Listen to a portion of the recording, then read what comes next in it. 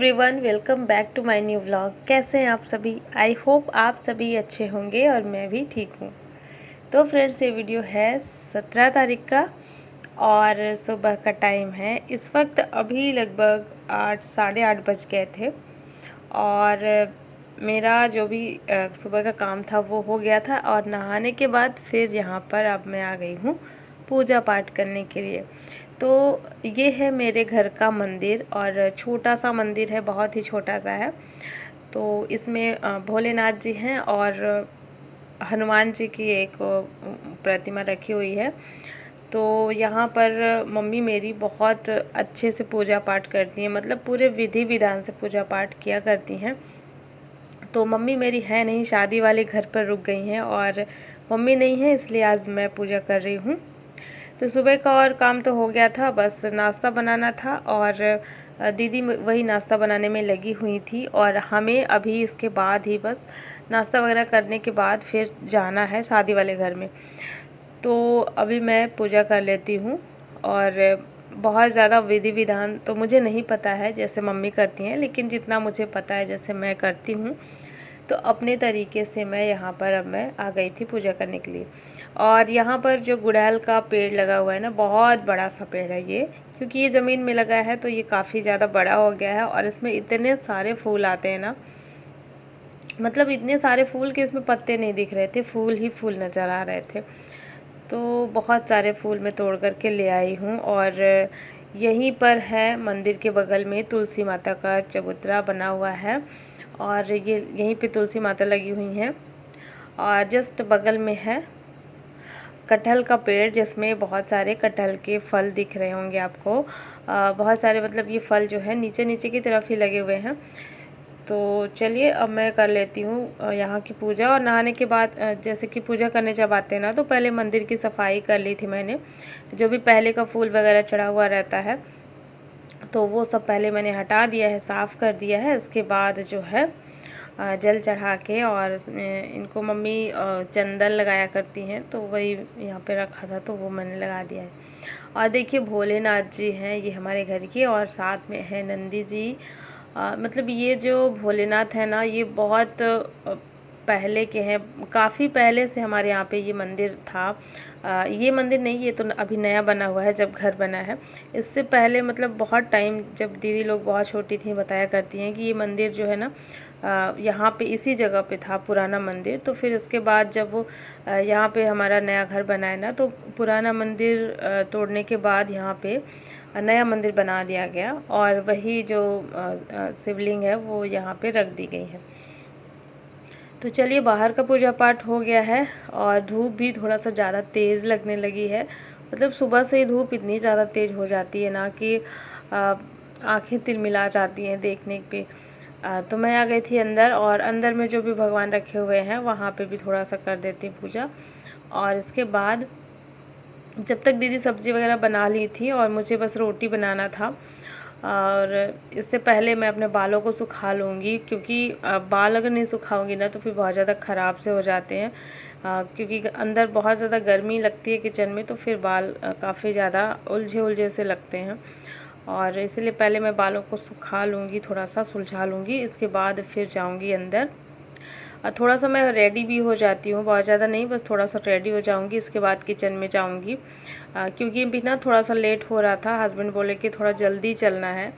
क्योंकि ये था कि मतलब सुबह के लगभग 10-11 बजे तक वहाँ पहुँच जाएं उनके घर में। और हमें उसी टाइम पे बुलाया भी गया था 10 से 11 बजे के आसपास कि इस टाइम तक आ जाइएगा सब लोग।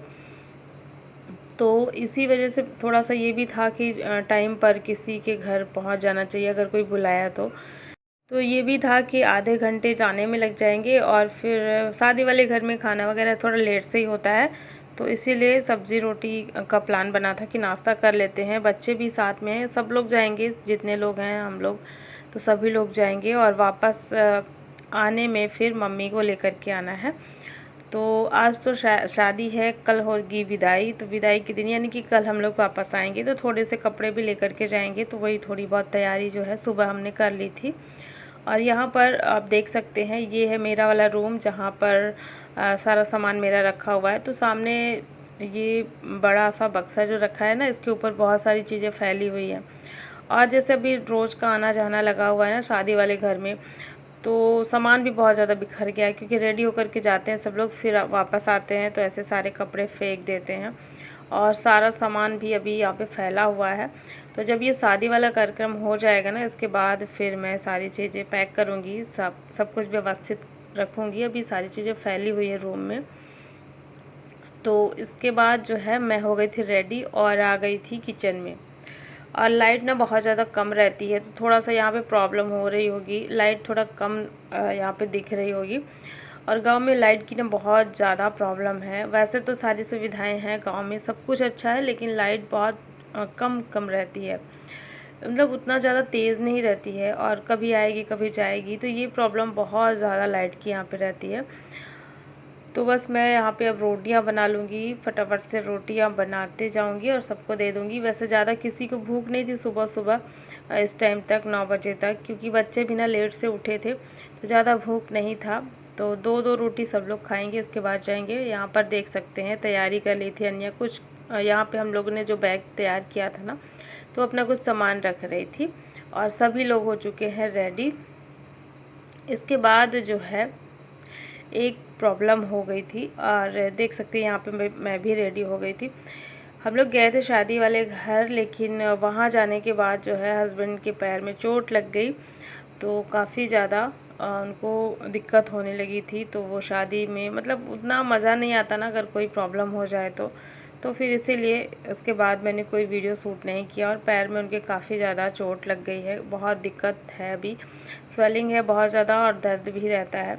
तो फिर इसी में हम लोग परेशान हो गए। और यही होता है ना कि अगर हम किसी अच्छे काम के लिए जा रहे हैं और कुछ ऐसा हो जाता है ना, तो फिर बिल्कुल भी अच्छा नहीं लगता।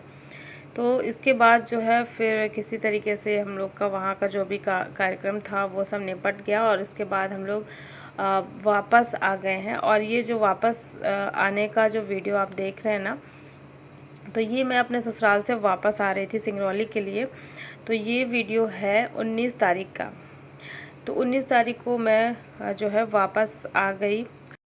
17 तारीख की शादी थी, 18 को विदाई हुई, दुल्हन घर आई, और 19 को हम लोग घर यहाँ के लिए वापस निकल आए। और मेरा तो रुकने का प्लान था, क्योंकि वही बच्चों की छुट्टियाँ चल रही थी, तो ज़्यादा तो नहीं, लेकिन एक आध हफ्ते या 10 दिन मैं ज़रूर रुकती, मुझे बहुत ज़्यादा मन था। और मैं सोच कर के भी गई थी कि अब जा ही रही हूँ तो एक आध हफ्ते रुक लूँगी, और मैं मायके भी नहीं जा पाई। और वही था कि हस्बैंड को आना ही था, उनकी तबीयत थोड़ी ज़्यादा ख़राब होने लगी थी, पैर में बहुत ज़्यादा दर्द होने लगा था। तो फिर हम लोग तय किए कि अब हम लोग को यहाँ से जाना चाहिए, क्योंकि हस्बैंड को अकेले नहीं भेज सकते थे और कोई दिक्कत ना हो जाए ज़्यादा, इस वजह से मैं भी साथ में फिर चली आई। तो ऐसा इस बार का जाना हुआ ना, जल्दी जल्दी में जाना और आना, मतलब इतना जल्दी सब कुछ हो गया कि पता ही नहीं चला कि हम लोग गाँव गए थे। क्योंकि जब गए ना, तो जाने के बाद भी घर पे रहना हुआ नहीं हमारा, वही शादी वाले घर में आना जाना चलता रहा। उसके बाद फिर हम लोग वापस आ गए। तो ये हम लोग वहाँ से ना 4 बजे के लगभग निकले थे, और जब निकले थे तो बहुत ज़्यादा आंधी तूफ़ान आ गया था। उसी टाइम पे बारिश भी हुई थी। बारिश मतलब बहुत ज़्यादा तेज़ तो नहीं हुई थी, हल्की फुल्की, लेकिन आंधी तूफ़ान बहुत तेज़ हुआ था। तो जैसे आंधी तूफ़ान रुका, उसी टाइम पे हम लोग वहाँ से निकले थे। 4 बजे निकले थे, और अभी आप देख सकते हैं रास्ते में हूँ मैं, और बादल इतने ज़्यादा हैं अभी भी। मौसम बहुत अच्छा ठंडा हो गया था, लेकिन ना बारिश अभी रास्ते में कहीं भी नहीं हुई थी। तो रात के लगभग 8:30 बजे हम लोग घर पहुंच गए हैं अपने क्वार्टर में। तो बस यहाँ पर अभी मैं पहुंच गई हूँ जस्ट, और पहुंचने के बाद थोड़ी देर बैठी थी, क्योंकि काफ़ी सारा सामान जो है हम लोग लेकर के आए थे गांव से। तो सामान में वही गेहूँ था जो कि वहाँ से ख़रीदा गया था ना गांव से, तो वही गेहूँ था, और जो कि अभी हस्बैंड जो है रखवाए हैं ऊपर में। और मेरे भांजे यहाँ पर पहले से ही थे, तो वो मतलब ये सारा सामान रखवाए थे। तो सारा सामान निकालने में थोड़ा टाइम लग गया, और देख सकते हैं अभी कितना सारा सामान यहाँ रखा हुआ है। बैग तो एक ही है, लेकिन सारी गेहूँ की बोरियाँ रखी हुई हैं यहाँ पे। तो ये सारा मुझे अभी धुलना है, ये बहुत सारा भी काम है। तो ये सारा कुछ अभी काम होगा बाद में। वैसे मैं आने के बाद एक जो बोरी था ना, तो उसको मैंने धुल लिया था, गेहूँ छान करके रख दिया था, ताकि सुबह जैसे धूप निकलेगा उसी टाइम पे मैं गेहूँ को फैला दूँगी तो सूख जाएगा। क्योंकि मुझे खाना बनाना नहीं था, जो मेरे भांजे यहाँ पर थे वो खाना बना करके रखे थे, उनको पता था हम लोग आ रहे हैं, तो वो खाना जो है बना कर रख दिए थे। सब्ज़ी बन गई थी, आप देख सकते हैं यहाँ पर, और रोटी के लिए आटा गूँथ करके रख दिए थे। तो फिर इसके बाद जो है मुझे सिर्फ रोटियां बनानी थी, तो इसलिए मेरे पास टाइम था, तो एक बोरी गेहूं जो है मैंने रात में ही धुल करके रख दिया था और सुबह मैं उसको डाल दूंगी। और जैसे हम लोग आए ना, उसी टाइम पे बच्चों को बुलावा आ गया था, पड़ोस में किसी का बर्थडे था, तो बच्चे जो हैं चले गए थे बर्थडे पार्टी में।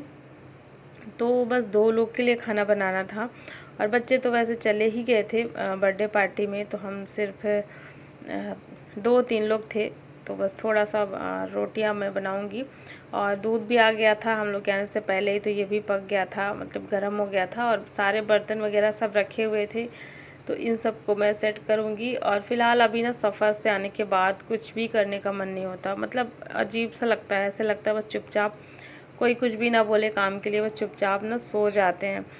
तो सोने से पहले तो खाना तो बनाना ही खाना पड़ेगा, भूख भी लगी थी, और बस यहाँ पे मैं रोटी बना लूँगी। और इसके अलावा रात में भी मैं कोई भी काम नहीं करूँगी। गेहूँ जो धुला था मैंने वो बाहर ही रख दिया है टोकरी में छान करके, तो सुबह तक उसका पानी अच्छे से निकल जाएगा और सुबह मैं उसको डाल दूँगी। तो ये भी काम मेरा हो गया था, क्योंकि गेहूँ ना बहुत ज़्यादा मात्रा में है, लगभग 1 क्विंटल के आसपास है, तो उसको मुझे फिर जो है थोड़ा थोड़ा करके ये काम मुझे करना ही है। तो यहाँ पर मैंने बना ली है रोटी, और चलिए अब जल्दी से जो है खा लेते हैं रात का खाना। और ये सारा काम अभी करते करते ना रात के 10 बज गए थे, 8:30 बजे मैं पहुँची थी, और थोड़ी देर रेस्ट की बैठी थी, और इसके बाद जो है रोटियां बनाई गेहूँ वगैरह साफ धुलने के बाद। तो रात के 10 बज गए थे, और चलिए अब मैं सबके लिए जो है खाना लगा देती हूँ। तो यहाँ पर मैं थाली लगा रही थी मेरी और हस्बैंड की, और अभी काम जो है काफ़ी सारा फैल गया है, तो जो भी काम होगा वो कल होगा, देखती हूँ। और क्योंकि ना एक दिन में कुछ भी नहीं हो पाता है, थोड़ा थोड़ा करके सारे काम होते हैं, एक दिन में तो बहुत मुश्किल हो जाता है ना सारी चीज़ें घर की मैनेज करना। तो सारी चीज़ें होंगी धीरे धीरे करके, और यहाँ पर देखिए थाली निकल गई है। तो चलिए फ्रेंड्स, आज का ये व्लॉग मैं यहीं पर एंड करती हूँ। आई होप आप सभी को पसंद आया होगा, और वीडियो को लाइक कर देना और चैनल को भी सब्सक्राइब ज़रूर कर लेना। मिलती हूँ आपसे एक नए व्लॉग में। Thanks for watching, bye bye, take care, good night.